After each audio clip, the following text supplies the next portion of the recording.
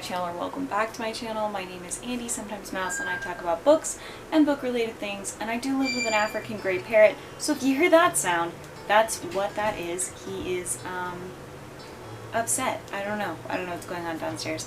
Anyway, hi, let's talk about my October wrap-up. Also, did not get a new tattoo. Oh, that's incredibly badly done. This is a temporary tattoo. It is for Halloween. I mean, I did get a new tattoo here, but this is not it. Alright, just had to get that out of the way, make sure we all understood what was going on. Let's talk about stats first, and then we'll get into my best and worst of the month. I'm really excited because we're really rounding down to the best and worst of the year, and I'm really excited to film those videos because I've read so many more books this year than I did last year, so it's going to be interesting to get that down to a top 10. So anyway, let's do the stats first though. We've got 52 books read this month. We've got 4,515 pages read. We have 400 hours listened for audiobooks, which is the equivalent of 16 days. All of those with an average of 3.2 stars, which is rough. Of all of those books, I read 41 audiobooks, 7 ebooks, and 4 physical books. Of those books, 30 of them were young adult, 14 were adult, 7 were middle grade, and 1 was new adult. I wonder how many books I read that would normally be classed as new adult if people actually recognized it as a genre. Then I read 18 fantasy books, 11 books with LGBTQ+ characters in them, 6 sci-fi books, 8 thrillers, 8 horrors, 2 contemporaries, 4 dystopians, 1 historical, and 4 retellings, and no romance.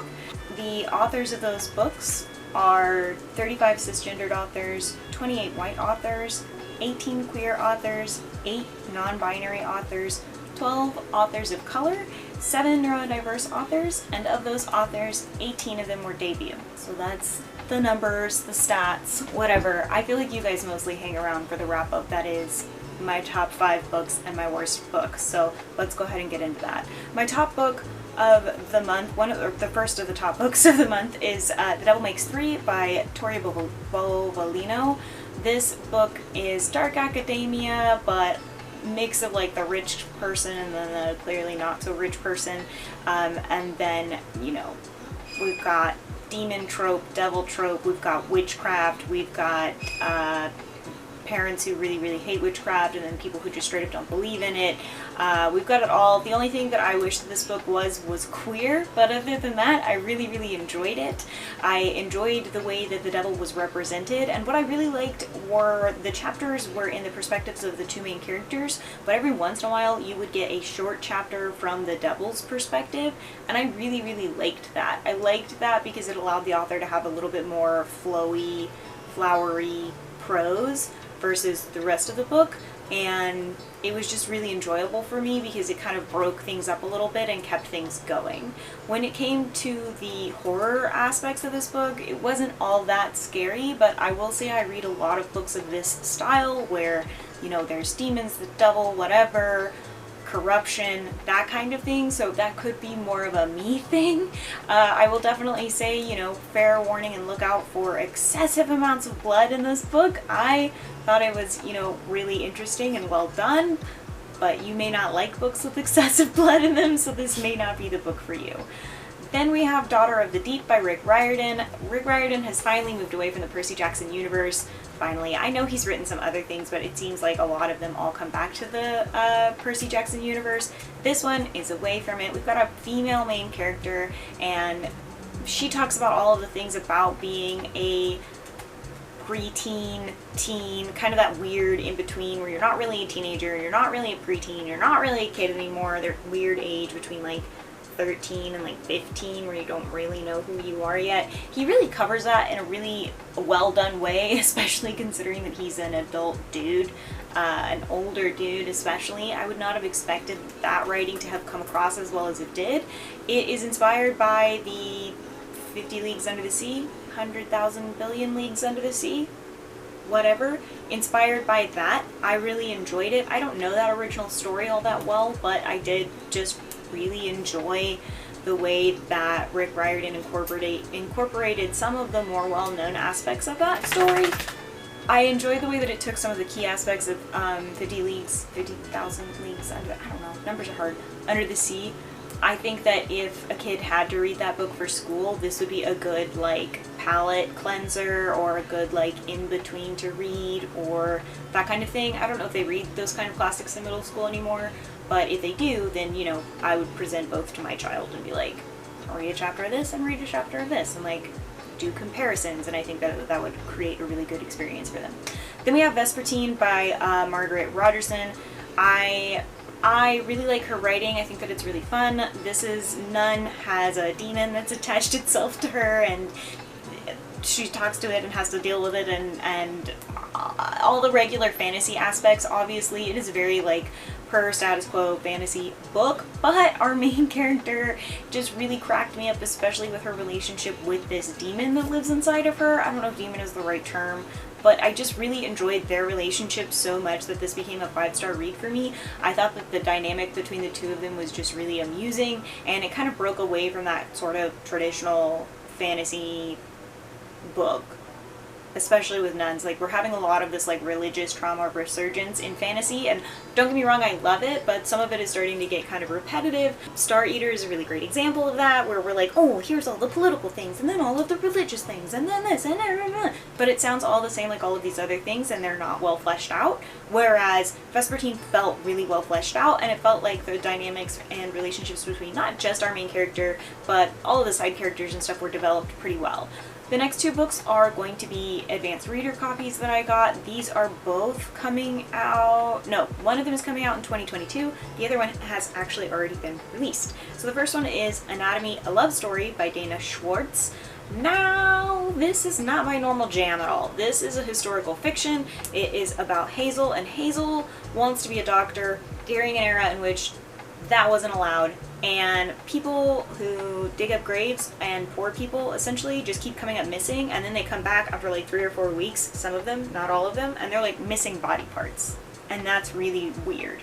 So there's this ongoing romance between her and this guy named Jack, who's helping her get bodies so that she can train for this physician's exam, because she is not allowed to attend the school or the lectures to become a physician, but they have made a wager that where they're like, if you can pass the physician's exam, we'll let you do whatever.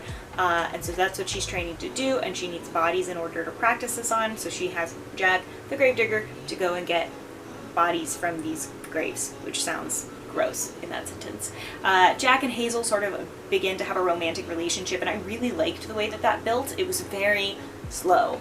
It was very soft and very gentle, and nothing about it felt over the top. It didn't feel like insta-love. It didn't feel like anything ridiculous to me, and I really appreciated that within the context of the book. Hazel is already engaged to somebody else, so but like back in the day engaged, which is like not real. It's not the same as regular engaged. Engaged now, it's different. They didn't do it for love back then. I don't want to spoil the ending in case you guys want to read it, but the ending really, really had me shook, because there's some hintings of paranormal activity throughout the entire book, but not, it's not like unrealistic, like your brain wants to find like, oh, it must have been this, the realities of the situation or whatever, but then when you find out what it really is, it's kind of shocking. So I really recommend this one when it comes out. Also, I think the cover is absolutely beautiful. So then we have The Watchers by A.M. Shine. Now, if you watched my TBR from last month, then you definitely know that this was a book where I was like, I have very low expectations, and here it is on my top 5. The Watchers was not what I expected at all. I expected more of something sci-fi, like aliens, that kind of thing. That's not what we got. That's not what this video is. I don't even know how to talk about it without ruining things for you, but it is dark fairies in Ireland, changelings, all of those things, meets science and studying science and that kind of thing. And that is the gist of what the book is about. Our main character, she is traveling to go deliver this fucking bird, which that part made me laugh, that she's trying to deliver this parrot, because I live with a parrot, and I was just like, yes. And her car breaks down, so she gets out, and then she gets lost in the woods with the bird. She has the bird still. The bird does not die, in case anyone wondered. I don't think it dies. I'm 99% sure the bird doesn't die. she's walking into the woods and she gets lost and it gets dark, and then all of a sudden she sees this light come on in this weird, strange house, and this woman is like, you better get in this house right now or they will come get you. So she gets in the house, and then they get locked into this inner chamber in the house, locked in or whatever, and it turns out that there is this like glass panel where the Watchers are watching, and it is our main character, a young woman, a boy, and then an older lady. No, I don't remember their names, sorry. And the book is partially about, is 90% about their experiences, not 90, 75% about their experiences in this, no, 50%. It's 50%. It's 25% lead up to this experience where they kind of discover what the bunker was even created for, who it is that's watching them, so on and so forth. And then the next 25% is about what happens after they get out, which I didn't expect that part. That's the part that really like drew me in and made this as incredible as it was for me. I enjoyed it a lot. It had me on the edge of my seat, and by the time I finished my book, I realized I was holding my breath. And that doesn't happen all that often, so I just really enjoyed it. Then we have my worst book of the month, which was one of my most highly anticipated books of the month, actually. And that would be Kingdom of the Cursed by Carrie Maniscalo. Holy fucking shit. What the fuck was that? Okay, I don't even know where to start with this. So first off, the first book is a young adult, the second book is a new adult. I did not know the second book was a new adult when I put it on hold at the library. I knew by the time I went in to listen to it that it was a new adult because Art had already read it. And Art had already warned me about how bad this was.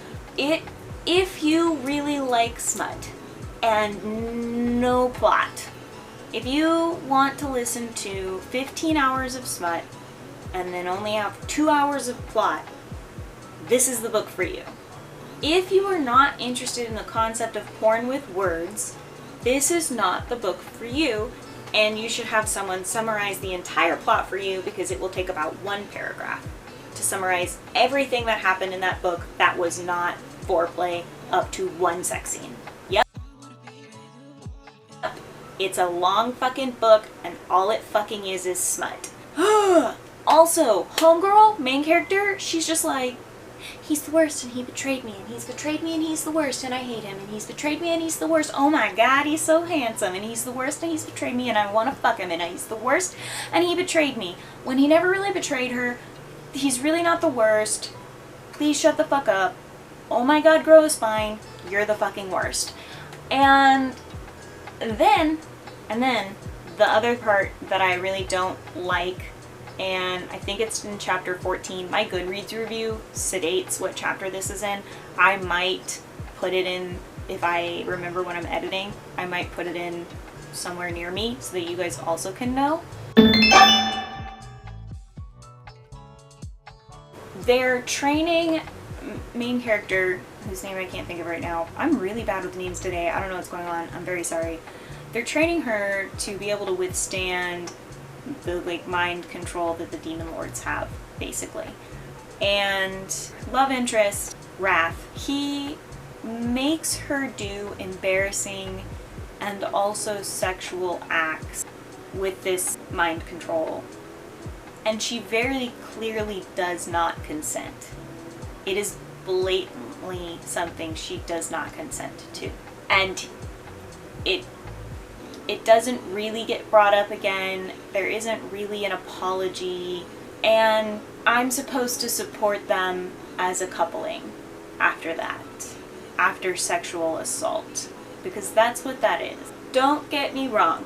I have read lots of fantasy, and I have talked about this in my romance reads book, where I have an issue with young adult books where they don't practice any kind of consent. Especially when consent can be very hot. Like, you can obtain consent in a way that's really sexy. And I don't know why no one really does. And for people who are transitioning from young adult to new adult, that age range there, that transition, they may be getting into, trigger warning, I'm going to talk about kink.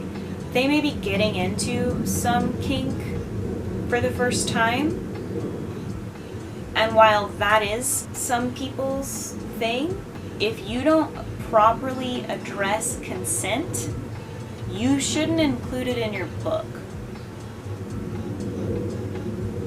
You can make consent sexy. Like, it can be like a beg for it situation, and you can make consent sexy.